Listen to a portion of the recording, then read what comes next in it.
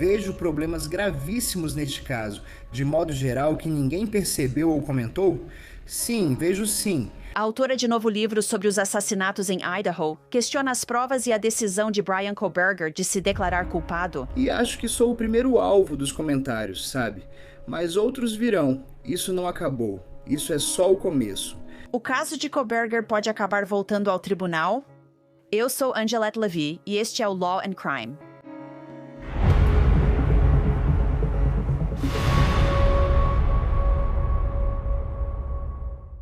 Antes de começarmos a falar sobre esse novo livro, quero te contar sobre um aplicativo que tenho usado e que estou gostando muito. Ele se chama Upside. Ele te dá dinheiro de volta em coisas que você usa o tempo todo, como gasolina, supermercado e comida para viagem. É assim que funciona. Você baixa o Upside de graça. Escolha uma oferta em mais de 100 mil parceiros e pague com seu cartão de crédito. Depois, confirme a compra e receba o dinheiro de volta. Então, digamos que eu precise de gasolina ou queira pedir comida para viagem em uma noite. Eu vou procurar primeiro as ofertas do Upside.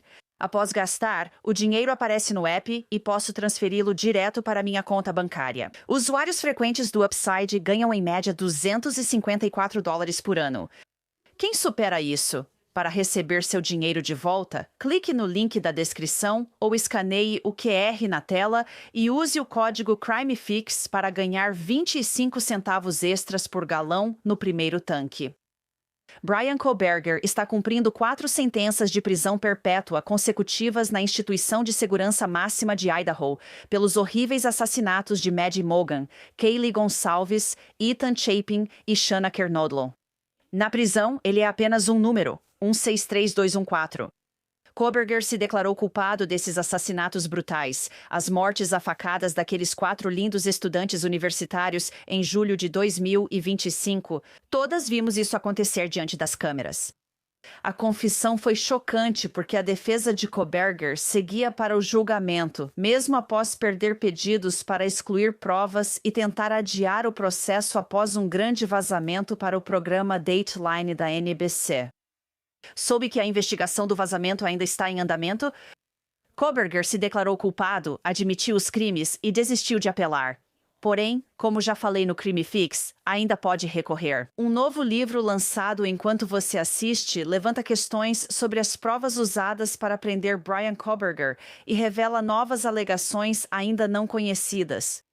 A autora deste livro, Chris Whitcomb, uma ex-agente do FBI, teve acesso a coisas que o público não viu, dezenas de milhares de arquivos e laudos periciais.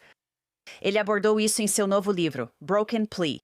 Especialistas da defesa de Bryan Kohberger, que esperavam ir a julgamento e se surpreenderam com sua confissão, colaboraram com Whitcomb para o livro.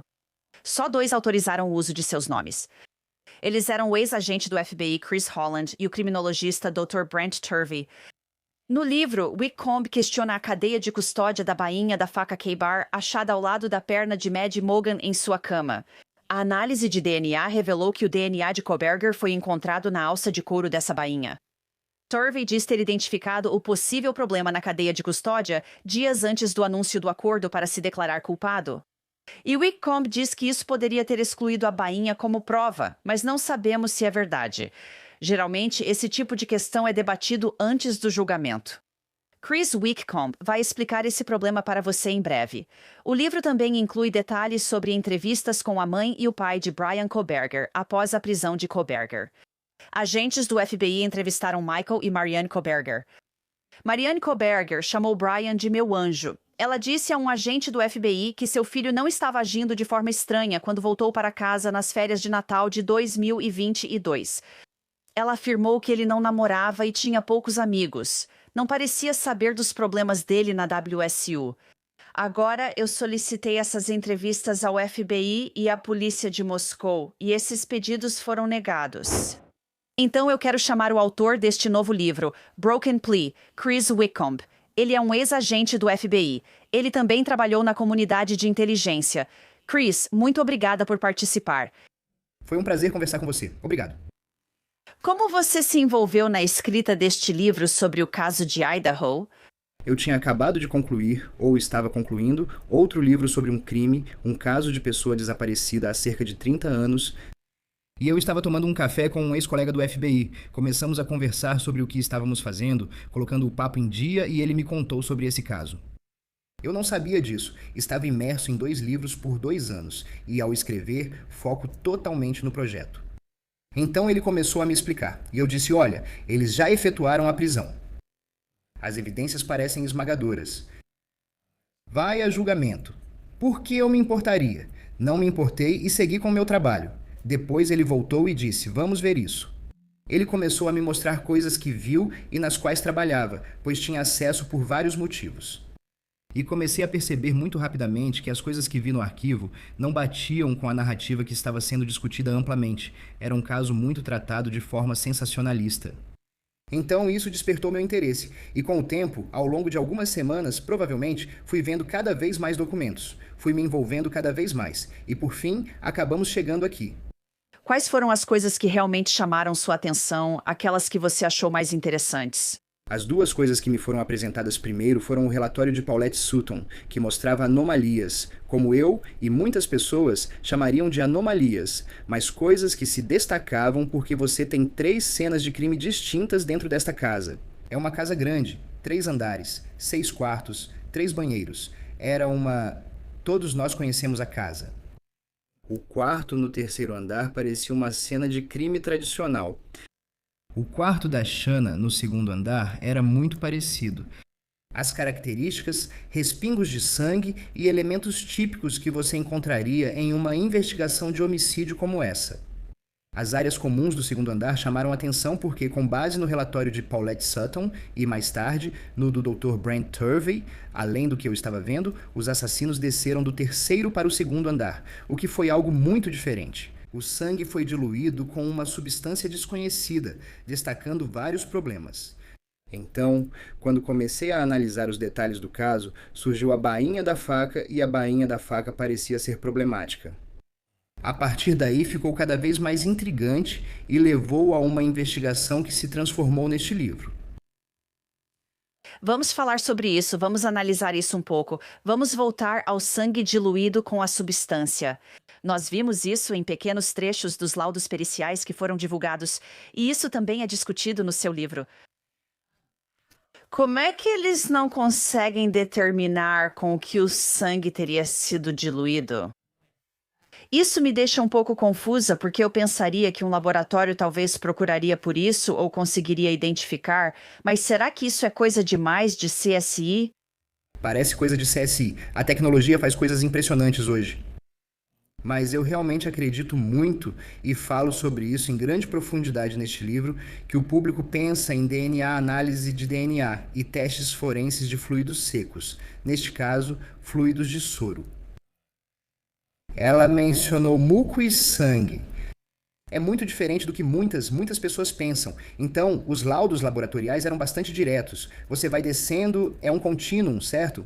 Você coleta uma amostra da cena do crime, como sangue ou swabs, leva ao laboratório e eles fazem certos testes. Primeiro, verificam se é sangue. O teste indica sangue? Se sim, pode-se fazer a tipagem.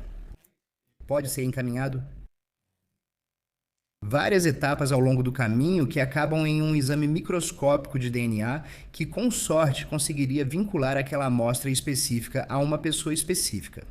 Então, ao longo desse processo, as coisas podem dar errado, as coisas ficam confusas, misturas de sangue podem ser especialmente confusas. E, nesse caso, tenta-se determinar, a partir do próprio sangue, a composição química de algo que o teria diluído, pois não se quer comprometer o sangue. Acho que há muitos produtos químicos. E eu digo que acho porque não sou químico forense, mas com base em tudo que li nos arquivos parece indicar isso. Se houvesse uma composição química como água sanitária ou como um desinfetante tipo Lysol, se fosse esse o caso, isso poderia ter deixado algum resíduo químico, algo que você poderia analisar quimicamente. Neste caso não houve registro disso, o que pode indicar que era água, mas ninguém nunca afirmou isso. Paulette Sutton, em seu relatório, falou sobre os laudos laboratoriais que diziam que as manchas de sangue encontradas nas áreas comuns do 2º andar, fora do quarto do 3º andar e fora do quarto do 2º andar. Essas foram quase todas, consideradas diluídas com uma substância desconhecida. Palavras dela. Estou citando. E isso, claro, levanta a pergunta imediata: por quê? Por que as manchas de sangue no terceiro andar eram características do que se espera encontrar em uma cena como aquela? E por que elas corresponderiam às do quarto do segundo andar? Por que essa área tão grande, do corredor do quarto no segundo andar, passando pela sala e mesa de beer pong, até o quarto do terceiro andar? Por que aquelas manchas de sangue, e eram muitas, eram abundantes? Havia muitas manchas de sangue. Por que elas pareceriam diferentes? Por que teriam resultados diferentes nos testes?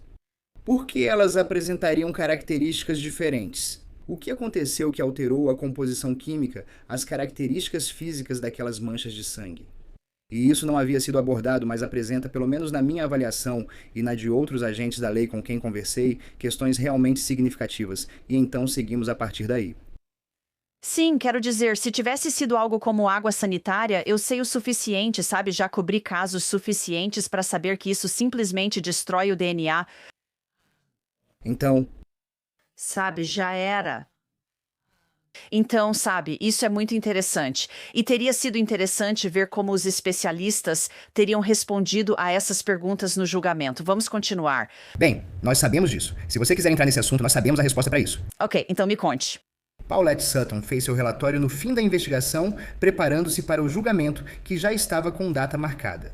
Esse relatório foi feito e planejado para que a promotoria apresentasse e dissesse ao júri: olhem essas fotografias, olhem essa análise feita por uma analista forense, Paulette Sutton. O Dr. Turvey analisou e eles ficaram debatendo isso, mas ela é bem específica.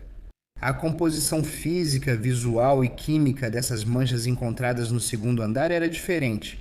Como elas chegaram lá é bem direto. O que aconteceu com elas depois que chegaram lá ou durante o processo ainda é motivo de debate até hoje. Vamos passar agora para a bainha.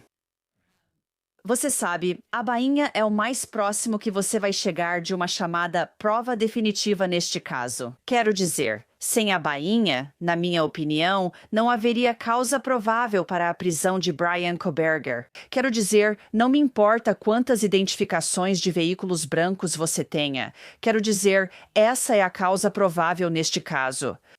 Então, quais são as questões que você e esses especialistas da defesa levantam nos relatórios que receberam? Quais são essas questões de cadeia de custódia que você está levantando? Sabe, eu li no livro que você fala sobre como Talbot, o perito da cena do crime da Polícia Estadual de Idaho, ele era tipo o responsável lá. Ele é o detetive principal. Ele diz, tipo, em um relatório que ele encontrou no chão, mas aí, sabe, foi fotografado na cama.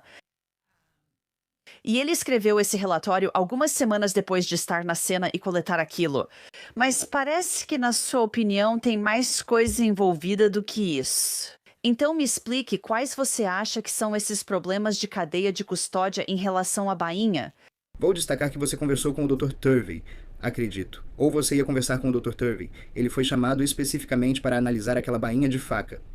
O que chamou sua atenção primeiro foi a posição da bainha na cama, em relação aos respingos de sangue. Ele também analisou transferência e outros detalhes assim. Ao investigar, a primeira coisa que vi foi nos documentos divulgados e nos não divulgados aos quais tive acesso. Voltando um pouco, o Departamento de Polícia de Moscou realiza a perícia no local do crime. O policial Nunes fez uma declaração juramentada, resultando em um mandado de busca.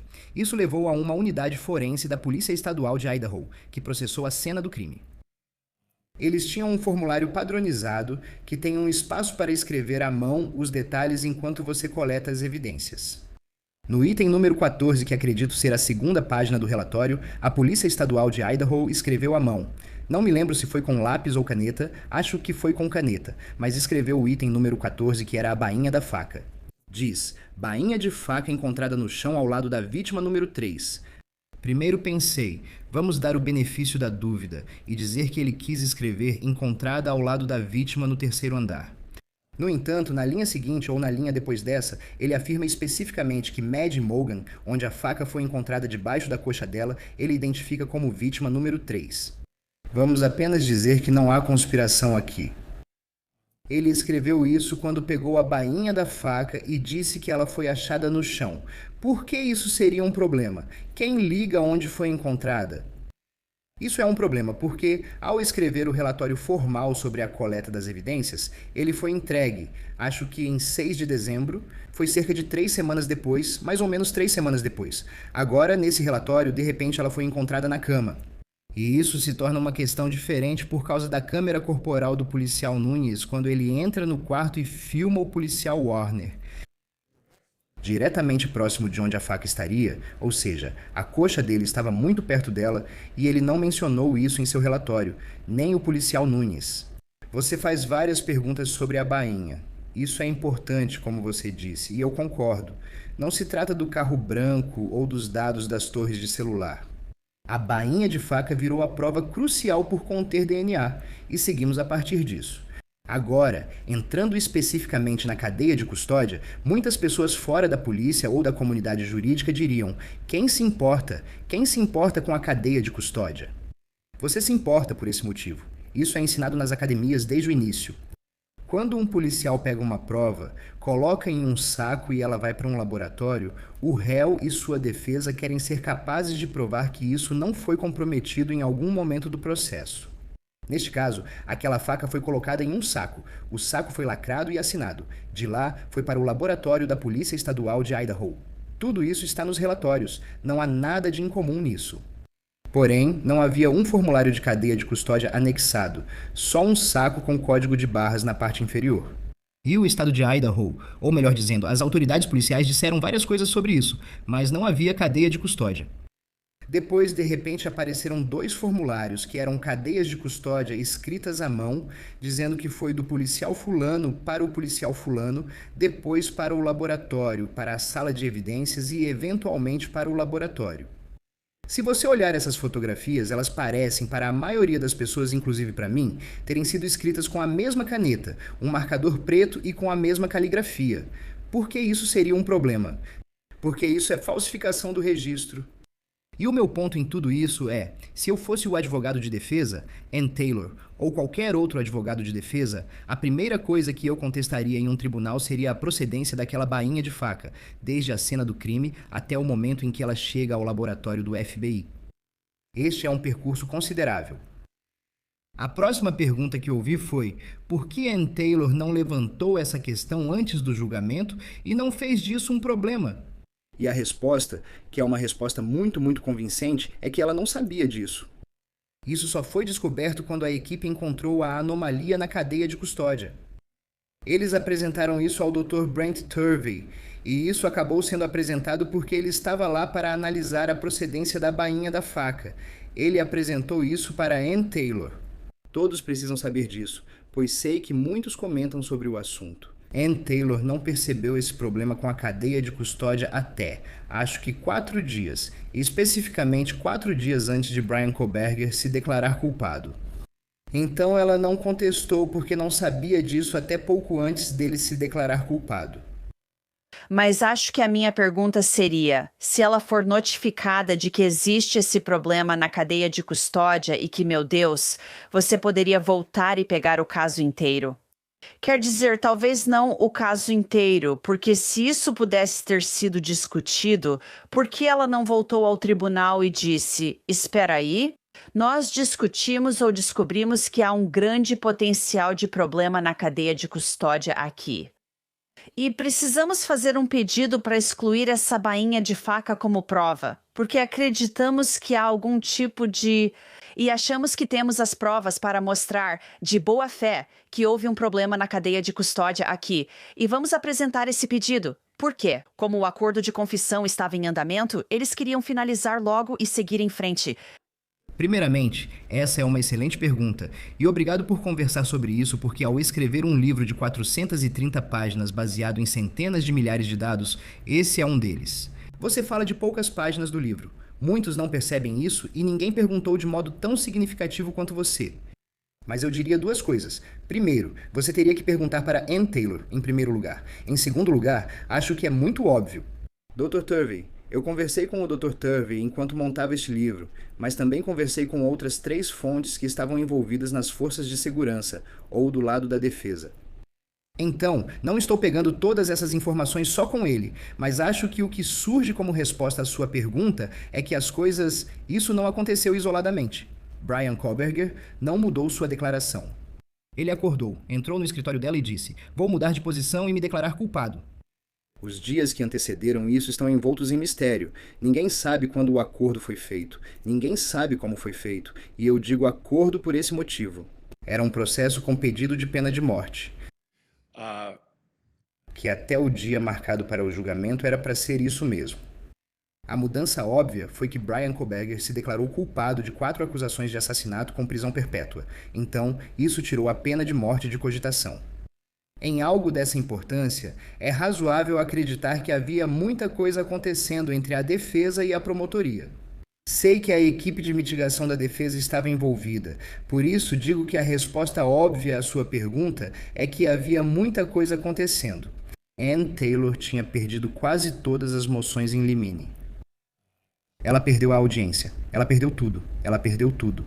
Então, é plausível para mim acreditar que no final, a 4 dias de ir a julgamento ou muito pouco antes do julgamento, ela provavelmente olhou para isso e disse o que muitas pessoas disseram: quem se importa com uma questão de cadeia de custódia? Eu digo que discordo totalmente. Se eu tivesse levado um caso assim para um procurador assistente dos Estados Unidos como promotor ou como agente do FBI, teria sido ridicularizado. Eu teria tido sérias dúvidas, provavelmente problemas disciplinares, se eu tivesse apresentado provas com essas questões. Agora, por que isso não foi a julgamento? Porque ela não soube disso até o final. Posso afirmar isso categoricamente. Por que ela tomou essa decisão, eu não sei, mas parece plausível naquele momento que ela tinha perdido em todas as tentativas e tinha recebido uma proposta, e estava no processo de resolver isso. Eu sei disso especificamente. Sei que isso foi apresentado no final. Perguntam por que ela não fez essa nomeação, e eu sei disso. Então, Brian Koberger, em 2 de julho de 2025, entra no tribunal e há uma exposição dos fatos apresentada. Você escreve sobre isso no seu livro. E eles perguntam a ele se ele é culpado, se ele invadiu a casa com a intenção de cometer o crime de assassinato. E ele diz sim 4 vezes. Ele também disse que era culpado 4 vezes. Quero dizer, o juiz Hipla repetiu isso várias e várias vezes.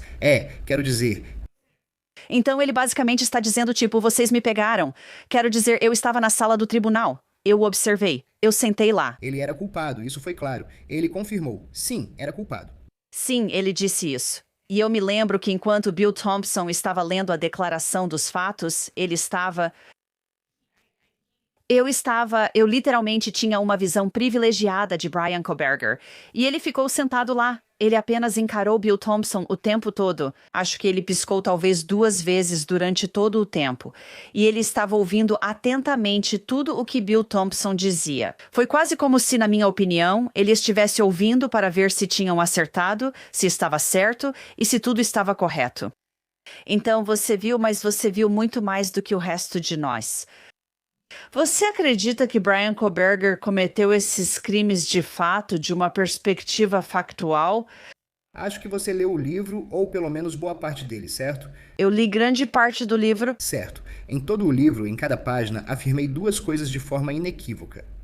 Não tenho opinião ou teoria, nem especulo. Apenas apresento a evidência e relato o que aconteceu. As primeiras páginas do livro tratam dessa audiência. O livro relata isso. Você foi uma agente do FBI por anos. Mas eu não posso. Ok, se eu vier aqui e disser o que eu penso, imediatamente eu corrompo tudo o que eu disse no livro, porque não se trata do que eu penso. Meu trabalho aqui, como eu vejo, não era dizer que isso é uma condenação injusta. Eu não faço propaganda para a defesa. Não digo que sou ex-policial, então falo em nome de toda a polícia. O que eu digo é, eu, Chris Wickham, reconheço, como os advogados diriam, o fato de que ele se declarou culpado, e eu concordo com cada palavra que você acabou de dizer. Mas no sistema de justiça criminal de hoje, as pessoas sempre se declaram culpadas das coisas porque realmente são culpadas? Pode-se dizer que, às vezes, elas fazem isso para obter um acordo. O acordo judicial está presente em todos os programas policiais de televisão, em todos os livros, em tudo o que você já viu na vida, porque as pessoas fazem acordos o tempo todo. Não estou aqui para discutir por que Brian Koberger fez isso ou por que não aceitou o acordo. E eu vou dizer que tenho grande respeito pelo fato de você ter estado lá e valorizo sua opinião, o que você viu. Eu não estava lá quando ele disse aquelas coisas. Mas todos nós sabemos e todos já conversamos em detalhes sobre o lado social de Brian Koberger. Eu não sei, não é um diagnóstico, mas as coisas, deixe-me apenas dizer isso para contextualizar. Ann Taylor entrou com uma petição preliminar e fez Bill Thompson concordar, em audiência com o juiz Hippler, que a promotoria não o chamaria de psicopata no tribunal, certo? Isso está nos autos. Havia uma percepção entre nós de que ele agia de forma muito estranha em entrevistas, paradas de trânsito e outros momentos. E eu acho que uma pessoa olhando objetivamente teria que dizer: eu não sei o que se passa na cabeça de Brian Koberger. Ele é um cara muito, muito estranho. Então, analisar o comportamento em um crime é fundamental, e eu concordo com você, analisar o comportamento dele é muito importante. Mas se for fazer isso, precisa olhar para Brian Koberger e ver. Há um padrão nos crimes e no que ocorreu com cada vítima. Isso é válido? Sim, seus pontos são bem válidos. Não digo se Brian Koberger fez isso ou não, nem tenho uma opinião formada, nem para este livro, nem aqui falando com você. Eu vejo problemas gravíssimos neste caso como um todo que ninguém viu ou comentou? Sim, eu vejo. E vou dizer isso também. Eu fui o primeiro a juntar tudo isso e apresentar alguma coisa. Mas vou te dizer, sem sombra de dúvida, que há livros e outros projetos que serão lançados em um futuro não muito distante que vão abordar outros aspectos deste caso. Acho que sou o primeiro alvo dos comentários das pessoas, mas outros virão. Isso está só começando. Você acha que essa foi a última vez que ouvimos falar de Brian Koberger? Como você sabe, parte desse acordo para se declarar culpado não incluía ele, sabe, sentar para prestar uma declaração formal. Não incluía que ele fizesse uma declaração formal ao tribunal. Sabe, ele não precisou oferecer ou dar nada. Nada. Nada para oferecer qualquer informação que corroborasse. O que me surpreende porque eu entrevistei Bill Thompson e eu disse: você nem sequer conseguiu uma declaração formal dele. Nada. Tipo, você não conseguiu nada. Não era exigido nem estipulado. Vi toda a conversa e o juiz Ripley afirma que isso não pode ser obrigatório. Concordo. Porém, em Idaho, não é possível aceitar uma declaração de culpa do tipo Alford ou fazer certas coisas. Uma dessas coisas é que um acordo de confissão poderia incluir a declaração formal do réu, o que certamente é uma opção. Eles poderiam ter dito: vamos retirar a pena de morte como possibilidade, mas você precisa sentar. Ele precisa sentar conosco, Ann Taylor. E precisamos de algumas informações que corroborem. Poderia ter sido tão simples assim. Onde ele colocou a faca? Qualquer coisa. Onde estão as roupas? Ele enterrou as roupas? Sabe, porque a gente sabe sobre a pá e só precisa explicar as armas. Nunca encontramos o objeto que causou o trauma na Kaylee. Ninguém o encontrou, nem fala sobre algo usado para atacá-la ter sido retirado da casa. Isso quase nunca é mencionado. Eu conversei com pessoas. Falei com um especialista que disse que poderia ter sido tão simples quanto usar o cabar com o punho. Que algumas dessas coisas são possíveis. Sim, isso é possível, mas isso não fazia parte do diálogo. Sim, só estou dizendo que existem várias explicações para isso. Aquelas lesões horríveis. Mas acho que o meu ponto é que não estou convencida de que ainda não ouvimos a última palavra sobre Brian Koberger. Eu venho dizendo isso há um tempo. Não sei se uma petição de habeas corpus está sendo preparada, dependendo do resultado da investigação do vazamento do Dateline. E a gente realmente não sabe o que está acontecendo com isso. Mas eu só estou te dizendo, não tenho certeza. Só pareceu tudo um pouco arrumado demais. Não acho que nada na vida seja realmente tão organizado. Só posso agradecer porque conversei com tantas pessoas e muitas delas foram muito... Quero dizer, durante a última semana, falando em podcasts e coisas assim, conversei com tantas pessoas inteligentes que estiveram muito envolvidas nesse caso por 3 anos e meio. E estou falando de advogados. Falo de aposentados das forças de segurança. Conversei com podcasters e jornalistas que acompanham o tema. Você foi a primeira pessoa com quem conversei que trouxe uma exposição consistente dos fatos no contexto de como funciona o sistema de justiça criminal. E sou grato por você trazer essa sensatez e essa perspectiva. Faça perguntas. Não estou dizendo que tenho todas as respostas. Acho que é extremamente importante que façamos perguntas. E você é a primeira pessoa com quem conversei que fez essas perguntas inteligentes. E sou grato por isso. Bem, então você sabe a resposta. Sei a resposta para muitas dessas perguntas. Ouça, como você saberá? Kate, responda à minha pergunta. Vamos ouvir mais? Vai vir mais do Brian? Eu não vou xingar no seu programa, mas minha emoção ficaria clara e colocaria qualquer coisa antes do sim, certo? Coloque um adjetivo antes do sim. Acredito, com base no que sei de outros que atuam em ângulos diferentes do caso. Alguém pode especular quem são essas pessoas. Há muitos especialistas e houve muita indignação. Houve muita indignação, neste caso, por parte de pessoas que trabalharam muito duro tentando encontrar respostas. Quem acreditava apaixonadamente na defesa dele ou acreditava na veracidade do uso das provas pela promotoria conforme foram coletadas. E muitas dessas pessoas vieram até mim. Eu não consegui tudo isso de uma só pessoa. Eu consegui isso de pessoas diferentes que eu respeitava, que eu verifiquei e validei. E essas pessoas ainda não terminaram. Essas pessoas ainda não terminaram. Este é um livro que nos traz até este momento. Tem mais por vir. Eu sou o começo. Eu não sou o fim disso. Então, há pessoas associadas à equipe de defesa de Brian Koberger que ainda estão trabalhando para tentar descobrir o que elas acreditam ter sido um erro judiciário. Elas não acreditam que ele seja culpado. Correto. Sim. E você sabe se os advogados fazem parte disso? Eu não sei. Essa é uma ótima pergunta. Gostaria de ter conversado com você antes, mas realmente não sei a resposta. Eu não faço ideia do que Ann Taylor e sua equipe jurídica estão fazendo, planejando, antecipando, seja lá o que for. Eu não tenho nenhum conhecimento sobre isso de forma alguma. Eu só confiaria que Ann Taylor está cuidando dos melhores interesses de Brian Koberger e que ela está analisando várias opções. Mas isso é só uma suposição minha, pois ela é advogada profissional. O Dr. Turvey disse: Eu não vi o relatório dele. Eu só vi o que você escreveu no seu livro. E, obviamente, as informações divulgadas que vieram à tona, que foram deslacradas, você sabe, ele iria testemunhar que havia pelo menos 2 autores do crime. Sim, Você acredita nisso com base nas evidências?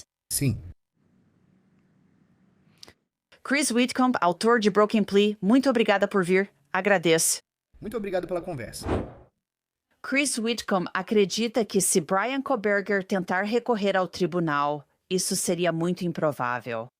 Contatei Ann Taylor para perguntar sobre alegações de que ela foi avisada sobre possível problema na cadeia de custódia da bainha da faca K-Bar.